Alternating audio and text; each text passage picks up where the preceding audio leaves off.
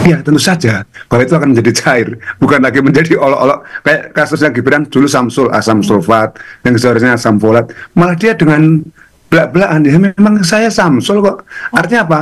Mengakui kekurangan, mengakui kebodohan, otomatis juga di situ dia membuat satu perlawanan bukan dengan melawan secara frontal Mas ya.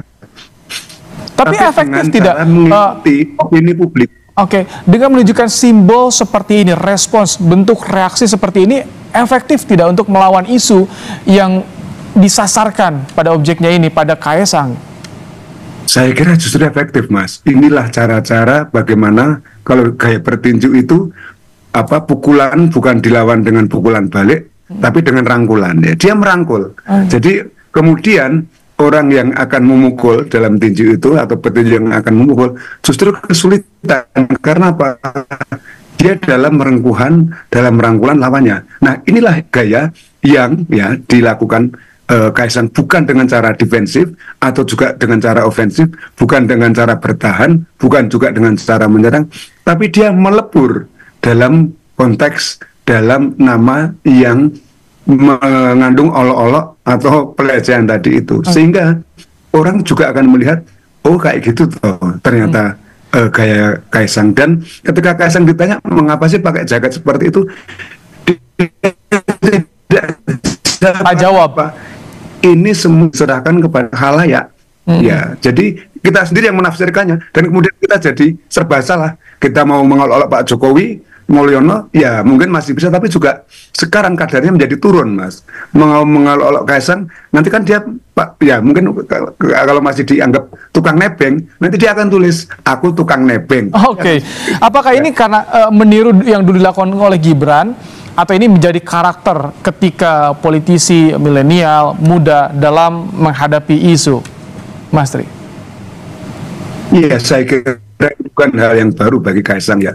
Dulu jauh sebelum ada kasus Gibran dengan Samsul, Kaesang dengan yang terbaru Putra Mulyono, dia sudah membuat topi bertulisan kolektor kecebong ya. Jadi saat itu memang ada antara kampret dan cebong itu kan. Maka dia belak-belakan karena dia memang putranya Pak Jokowi, maka dia mengatakan sebagai kolektor kecebong. Nah, inilah mungkin gaya yang cukup jenial ya, saya kira cukup bagus. Ya, orang, tapi kan tidak bisa kemudian kita meniru seperti gaya Kaesang dan gaya Gibran seperti ini. Nanti justru malah mudah dibaca. Ini merupakan gaya yang lain. Melawan opini publik bukan dengan menentang opini publik itu, tapi lebur ke dalam opini publik itu. Jadi pantas untuk dilakukan kalau di Indonesia dengan karakter masyarakat Indonesia, pantas, Mas Tri? Iya, saya kira sih nggak masalah. Dan itulah menjadi ciri khas komunikasi politik di Indonesia. Kita tidak mungkin melakukan counter secara belak-belakan, apalagi saya kira semakin orang membela Kaesang dalam konteks ini atau semakin membela Pak Jokowi, semakin diserang. Maka caranya apa? Dengan cara melebur dalam olok-olok tadi itu, Mas. Itulah yang membuat kita jadi serba salah. Ya, ini yang mungkin membuat satu losing face tadi akhirnya kembali bisa normal. Jadi muka yang hilang tadi kemudian bisa dianggap kembali lagi.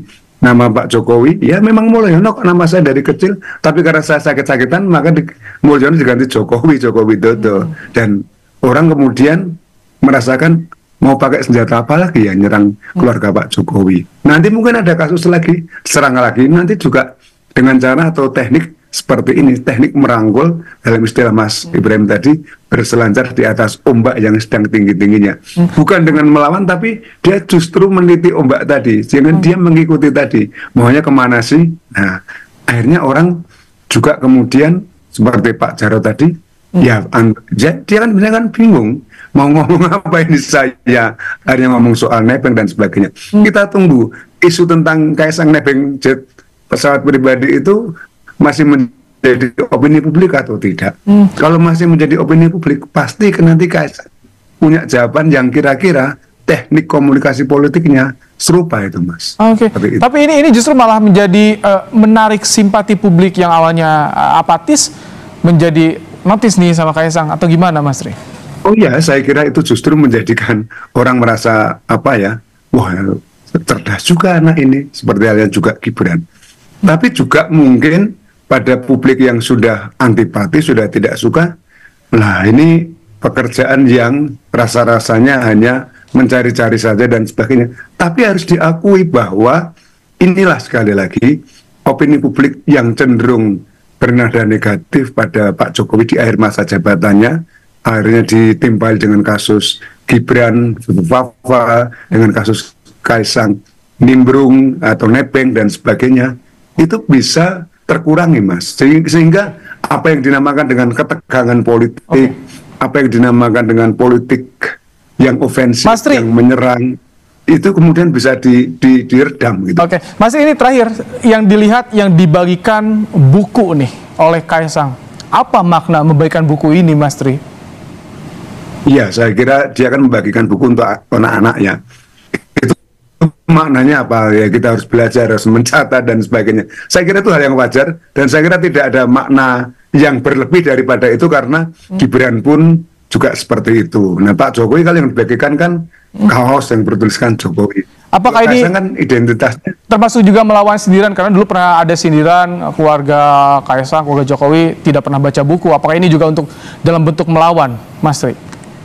Saya kira tidak sejauh itu, Mas, ya, karena Gibran pun sudah lama di Solo, di Surakarta, ketika dia menjadi wali kota, dia sudah membagi-bagi buku. Supaya apa? Supaya massa mendekat. Kalau massa cuma dekat nggak dapat apa-apa, terutama anak-anak, kehilangan daya tariknya juga, Mas. Jadi harus dapat, katakanlah giveaway gitu, katakanlah hadiah, apakah itu susu kotak, apakah itu bingkisan yang lain, mainan misalnya, atau juga di sini buku tulis misalnya. Jadi saya kira kalau dalam konteks ini supaya anak-anak bisa lebih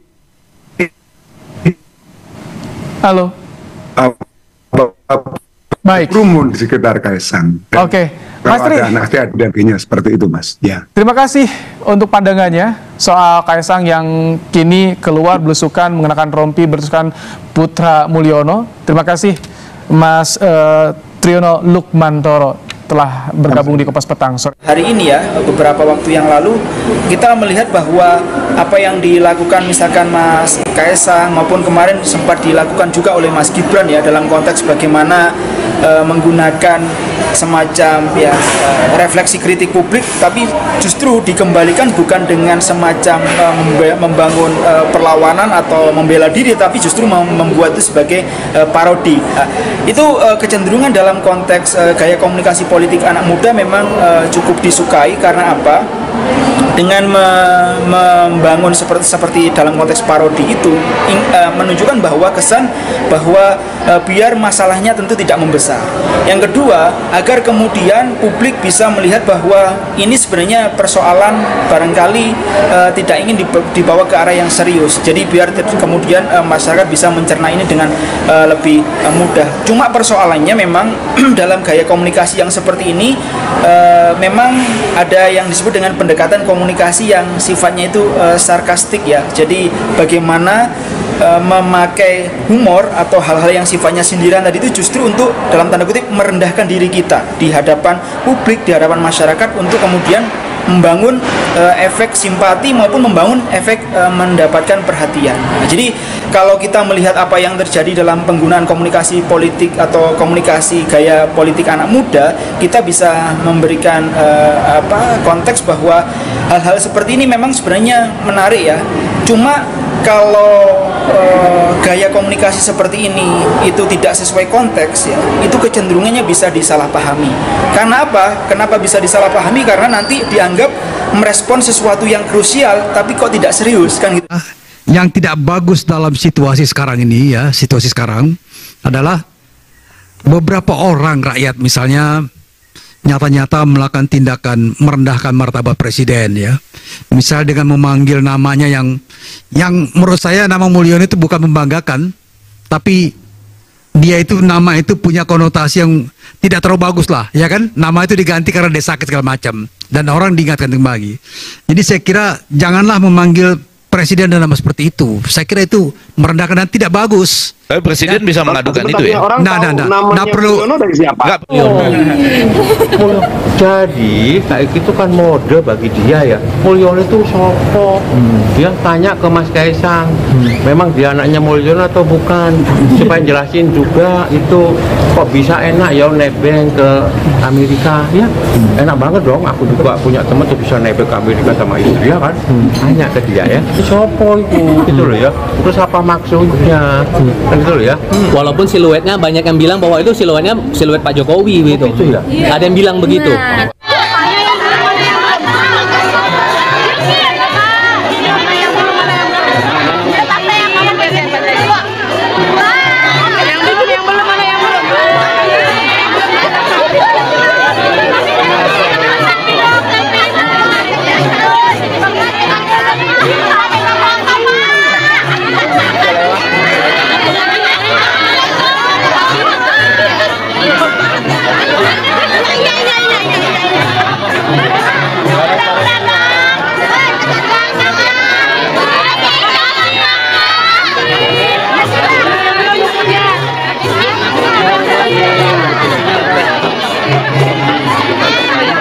Banyak